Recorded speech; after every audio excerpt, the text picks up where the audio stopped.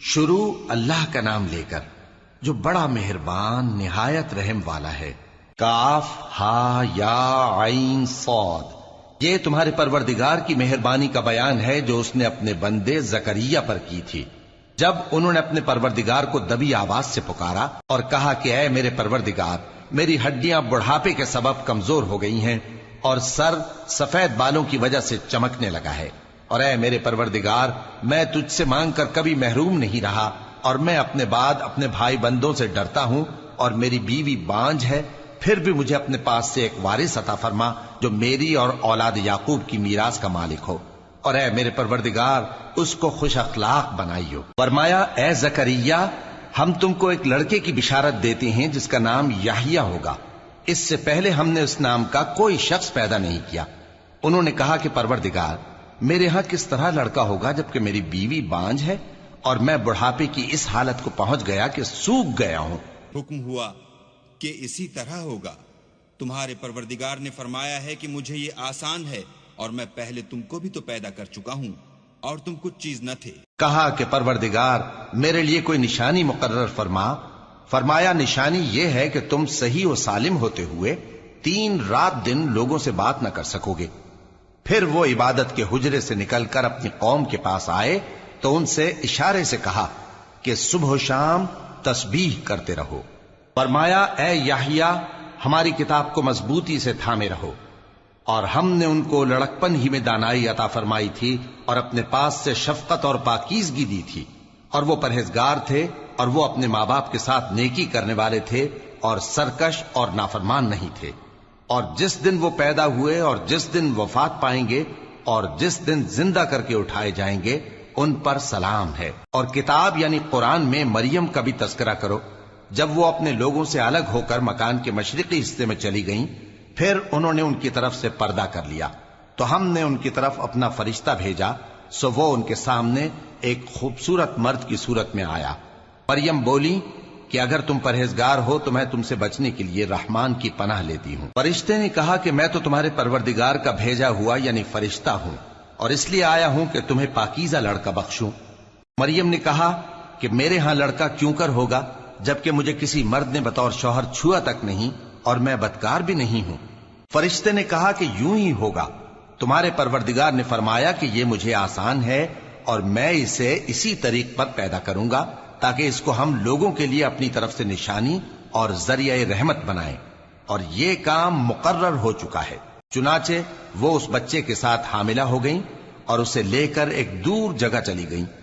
پھر درد ذہ ان کو کھجور کے تنے کی طرف لے آیا، کہنے لگی کہ کاش میں اس سے پہلے مر چکتی اور بھولی بسری ہو گئی ہوتی۔ تب ان کے ٹیلے کے نیچے کی جانب سے فرشتے نے ان کو آواز دی کہ غمناک نہ ہو، تمہارے پروردگار نے تمہارے نیچے ایک چشمہ پیدا کر دیا ہے، اور کھجور کے تنے کو پکڑ کر اپنی طرف ہلاؤ، وہ تم پر تازہ عمدہ کھجوریں گرائے گا، تو کھاؤ اور پیو اور آنکھیں ٹھنڈی کرو۔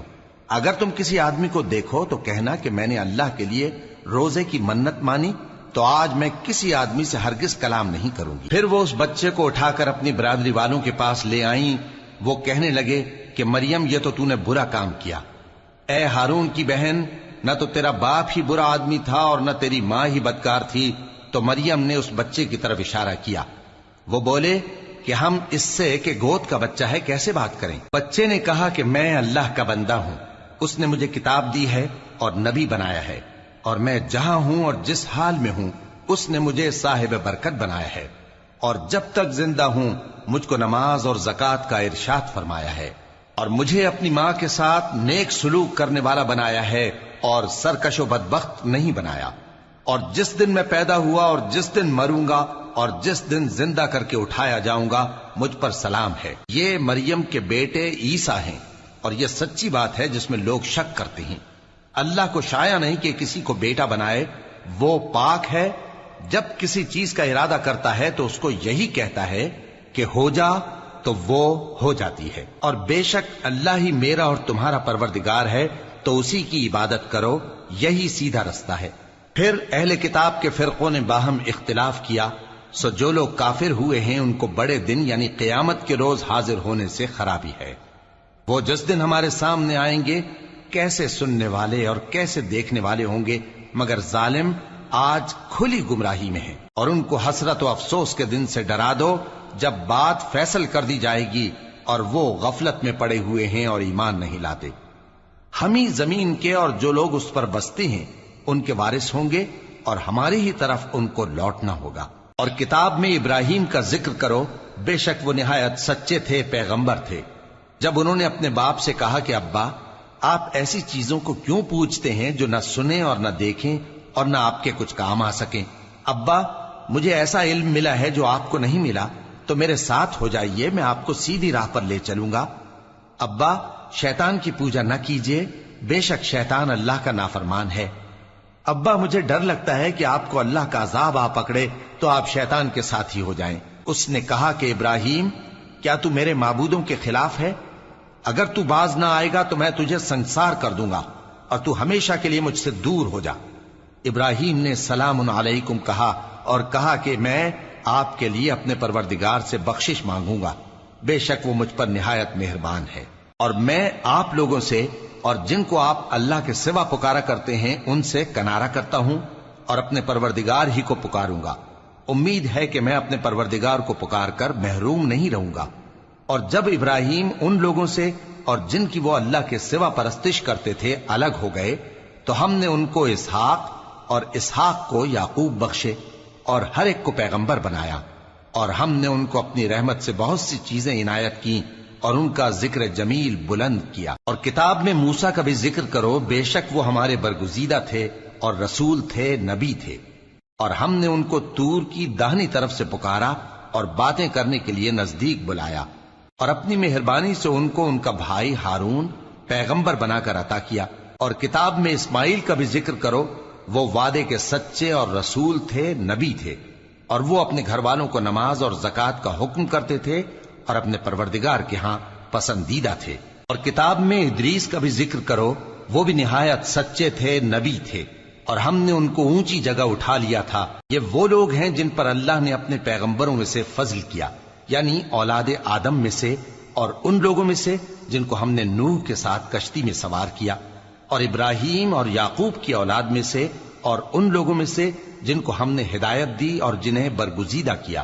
جب ان کے سامنے ہماری آیتیں پڑھی جاتی تھیں تو سجدے میں گر پڑتے اور روتے رہتے تھے۔ پھر ان کے بعد چند ناخلف ان کے جانشین ہوئے جنہوں نے نماز کو ضائع کر دیا اور خواہشات نفسانی کے پیچھے لگ گئے، سو ان قریب ان کو گمراہی کی سزا ملے گی۔ ہاں، جس نے توبہ کی اور ایمان لایا اور عمل نیک کیے تو ایسے لوگ بہشت میں داخل ہوں گے اور ان کا ذرا نقصان نہ کیا جائے گا، یعنی ہمیشہ کی بہشتوں میں جس کا اللہ نے اپنے بندوں سے وعدہ کیا ہے کہ جو ان کی آنکھوں سے پوشیدہ ہے۔ بے شک اس کا وعدہ نیکوکاروں کے سامنے آنے والا ہے، وہ اس میں سلام کے سوا کوئی بیہودہ کلام نہ سنیں گے، اور ان کو صبح و شام کھانا ملے گا۔ یہی وہ جنت ہے جس کا ہم اپنے بندوں میں سے ایسے شخص کو مالک بنائیں گے جو پرہیزگار ہوگا۔ اور فرشتوں نے پیغمبر کو جواب دیا کہ ہم تمہارے پروردگار کے حکم کے سوا اتر نہیں سکتے، جو کچھ ہمارے آگے ہے اور جو پیچھے ہے اور جو اس کے درمیان ہے سب اسی کا ہے، اور تمہارا پروردگار بھولنے والا نہیں، یعنی آسمان اور زمین کا اور جو ان دونوں کے درمیان ہے سب کا پروردگار، تو اسی کی عبادت کرو اور اس کی عبادت پر ثابت قدم رہو۔ بھلا تم کوئی اس کا ہم نام جانتے ہو؟ اور کافر انسان کہتا ہے کہ جب میں مر جاؤں گا تو کیا زندہ کر کے نکالا جاؤں گا؟ کیا ایسا انسان یاد نہیں کرتا کہ ہم نے اس کو پہلے بھی تو پیدا کیا تھا جبکہ وہ کچھ بھی چیز نہ تھا؟ سو تمہارے پروردگار کی قسم، ہم ان کو جمع کریں گے اور شیطانوں کو بھی، پھر ان سب کو جہنم کے گرد حاضر کریں گے اور وہ گھٹنوں پر گرے ہوئے ہوں گے۔ پھر ہر گروہ میں سے ہم ایسے لوگوں کو کھینچ نکالیں گے جو رحمان کے مقابلے میں سخت سرکشی کرتے تھے، پھر ہم ان لوگوں سے خوب واقف ہیں جو اس میں داخل ہونے کے زیادہ لائق ہیں، اور تم میں سے کوئی شخص نہیں مگر اسے اس پر گزرنا ہوگا، یہ تمہارے پروردگار پر لازم ہے، مقرر ہے۔ پھر ہم پرہیزگاروں کو نجات دیں گے اور ظالموں کو اس میں گھٹنوں کے بل پڑا ہوا چھوڑ دیں گے۔ اور جب ان لوگوں کے سامنے ہماری آیتیں پڑھی جاتی ہیں تو جو کافر ہیں وہ مومنوں سے کہتے ہیں کہ دونوں فریق میں سے مکان کس کے اچھے اور مجلسیں کس کی بہتر ہیں، اور ہم نے ان سے پہلے بہت سی امتیں ہلاک کر دیں وہ لوگ ان سے ٹھاٹ باٹ اور نمود و نمائش میں کہیں اچھے تھے۔